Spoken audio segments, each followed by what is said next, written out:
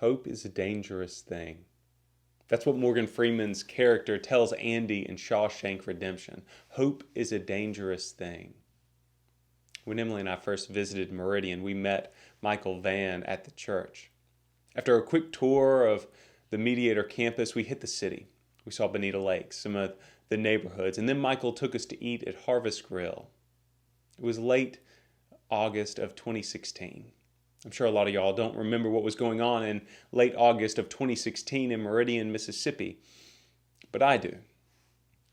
Meridian was noisy and dusty. Downtown parking was difficult to find because the roads were a mess. You see, construction was everywhere. The Max was nearing completion. The downtown roads were being repaved and places were blocked off. When we finally got to the restaurant, Michael apologized for the downtown disarray, but I looked at him and smiled. "This means stuff is happening here in Meridian," I said. My smile elicited a smile in return, and he went off, telling me more and more of all these planned projects for Meridian, the Max, the Children's Museum, the 3-foot building, and others. I was excited. Meridian was sounding better and better by the minute. It wasn't just what I saw and learned that day, but the hope of what I did not even yet know. So what else could Emily and I do but move to this place, this town of anticipation? It wasn't until after we moved here that I realized for many this was a cynic's town.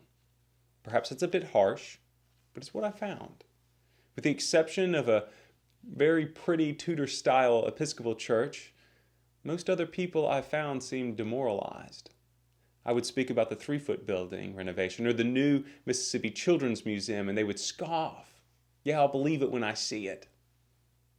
I felt as if some people in Meridian almost wanted Meridian to fail.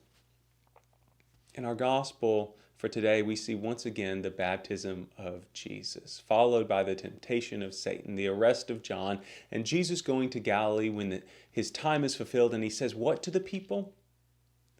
Believe in the good news. Believe in the good news. I love that. You know, it's not simply enough to have the good news. Love itself isn't enough. Healing itself isn't enough. Acceptance itself isn't enough. I would go as far as to say that salvation itself isn't enough. These things can be happening all around us, helping us, for us. But if we don't believe them, if we don't participate, well, then it's not enough. It's not the ministry of Jesus. People, we live in a cynic's world. Someone, somewhere, at some point said to someone in our society those same words that Morgan Freeman's character tells Andy. Hope is a dangerous thing. And so we forgot how to hope. And what began as complacency slowly turned to cynicism. And cynicism, if nurtured enough, eventually turns to fear. And there's no doubt that we're living in a time where fear dominates the airwaves. Hope is a dangerous thing. And I'm here to tell you that in many ways, he's right. Hope is a dangerous thing, but not in the way that Morgan Freeman's character meant. Sure, hope requires our vulnerability, and sometimes, sure, our hopes aren't realized, and that can be hard. That can hurt us. But don't get me wrong. That's not why hope is dangerous. Hope is dangerous because hope is the only thing that transforms us and in return transforms this world. You see, hope is a challenge. No overwhelming obstacle can be beaten without hope. No status quo can be confronted without hope. If we want to change the world, we must first hope for the world we want to see. If we want to change Meridian, we must first hope for the city we want Meridian to be. If we want to change ourselves, we must first have the hope for what we truly believe ourselves capable to be. Hope is what Jesus offered those people in Galilee. And sure, he was confronted by a mountain of cynics. We see that time and time again in Scripture. But to those who believe, the Gospel of John said, he gave the power to become children of God, who were born not of blood, nor of the will of the flesh, nor of the will of man, but of God. It's about time we share the hopefulness I know this church to possess. It's about time we confront the cynic we find either in ourselves or in those whom we encounter. Believe in the good news.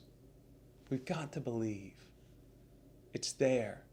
The good news is there. It's always there. We just have to accept it, believe it, and most importantly, participate in it.